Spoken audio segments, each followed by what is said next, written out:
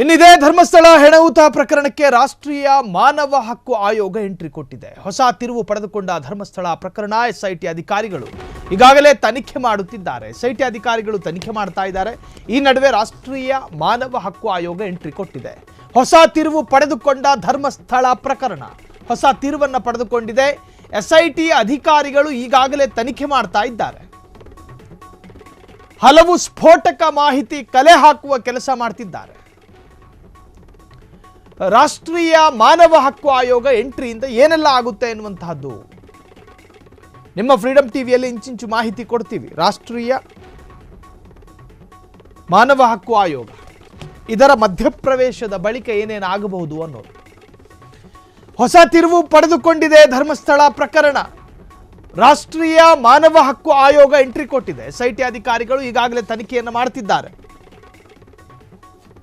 ಹಲವು ಸ್ಫೋಟಕ ಮಾಹಿತಿಯನ್ನು ಕಲೆ ಹಾಕುವ ಕೆಲಸ ಮಾಡ್ತಿದ್ದಾರೆ. ಜಿಪಿಆರ್ ಪ್ರಯೋಗ ಒಂದು ಕಡೆ, ಎಕ್ಸ್ಪರ್ಟ್ಗಳ ಸಂಖ್ಯೆಯಲ್ಲೂ ಏರಿಕೆ.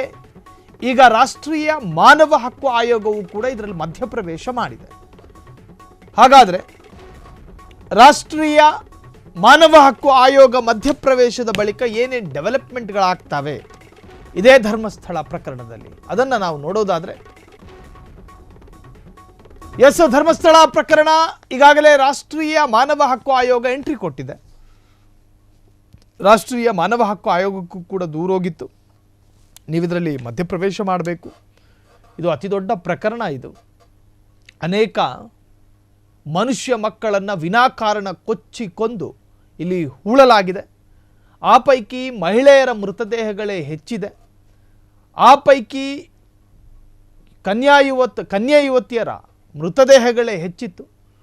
ಅವರ ಮೃತದೇಹದ ಮೇಲೆ ಲೈಂಗಿಕ ದೌರ್ಜನ್ಯದ ಮಾರ್ಕ್ಗಳಿತ್ತು. ಅವರನ್ನು ರೇಪ್ ಮಾಡಲಾಗಿತ್ತು. ಅವರನ್ನು ಯಾರೋ ಬಲವಂತವಾಗಿ ಅವರ ದೇಹವನ್ನು ತಮ್ಮ ಕಾಮತೃಷೆಗೆ ಬಳಸಿಕೊಂಡಂತೆ ಕಾಣ್ತಾ ಇತ್ತು. ಅಂತಹ ಮೃತದೇಹಗಳನ್ನು ನಾನು ಹೂತು ಹಾಕಿದ್ದೀನಿ. ಸಾಕಷ್ಟು ವಿಚಾರಗಳನ್ನು ಸಾಕ್ಷಿದಾರ ಬಯಲು ಮಾಡಿದ್ದ.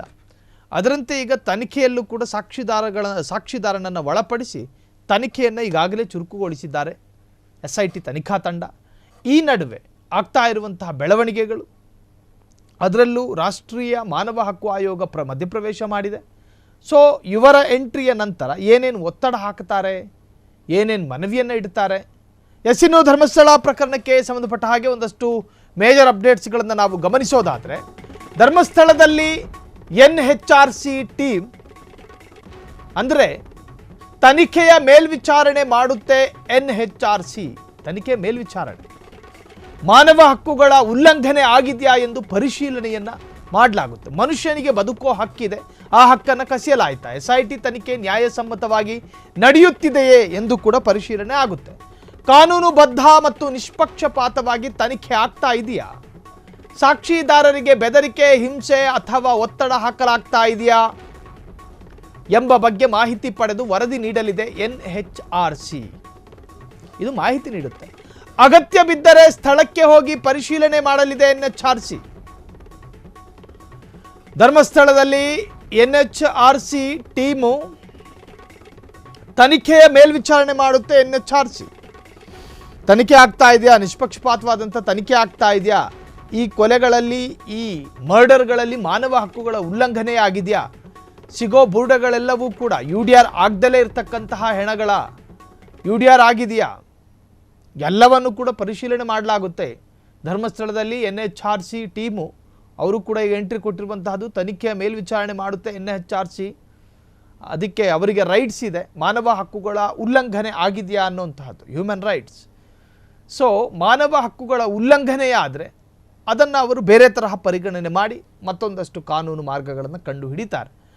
ಮಾನವ ಹಕ್ಕುಗಳು ಎಂದರೆ ಆ ಪೈಕಿ ಸ್ವಾತಂತ್ರ್ಯ, ವಾಕ್ ಸ್ವಾತಂತ್ರ್ಯ, ಬದುಕುವ ಸ್ವಾತಂತ್ರ್ಯ, ಸೊ ಹೀಗೆಲ್ಲ ಇರ್ತದೆ. ಅದರ ಉಲ್ಲಂಘನೆ ಆಗಿದೆಯಾ ಅನ್ನೋದು ಈ ಪ್ರಕರಣದಲ್ಲಿ ಅತಿ ಮುಖ್ಯ. ಸೊ ಈಗ ಹ್ಯೂಮನ್ ರೈಟ್ಸ್ ಎಂಟ್ರಿ ಕೊಟ್ಟು ಮಾನವ ಹಕ್ಕು ಆಯೋಗ ಅದನ್ನು ಕೂಡ ಪ್ರಶ್ನೆ ಮಾಡುವಂತಹ ಎಲ್ಲ ತರಹದ ಹಕ್ಕುಗಳು ಅವರಿಗೂ ಕೂಡ ಇದ್ದಾವೆ. ಸೊ ಇನ್ನು ಹ್ಯೂಮನ್ ರೈಟ್ಸ್ ಮಧ್ಯಪ್ರವೇಶದ ಬಳಿಕ ಏನೇನು ಡೆವಲಪ್ಮೆಂಟ್ ಆಗುತ್ತೆ ಅನ್ನುವಂಥದ್ದು ಮುಂದಿನ ಡೆವಲಪ್ಮೆಂಟ್ಗಳನ್ನು ನೋಡಿ ತಿಳಿದುಕೊಳ್ಳಬೇಕಾಗುತ್ತದೆ. ಕ್ಷಣ ಕ್ಷಣದ ಸುದ್ದಿಗಳಿಗಾಗಿ ಫ್ರೀಡಂ ಟಿವಿ ಸಬ್ಸ್ಕ್ರೈಬ್ ಮಾಡಿ, ಲೈಕ್ ಮಾಡಿ ಹಾಗೂ ಫಾಲೋ ಮಾಡಿ. ಹೊಸ ಸುದ್ದಿಗಳ ನೋಟಿಫಿಕೇಶನ್ಗಾಗಿ ಬೆಲ್ ಐಕಾನ್ ಮೇಲೆ ಕ್ಲಿಕ್ ಮಾಡಿ.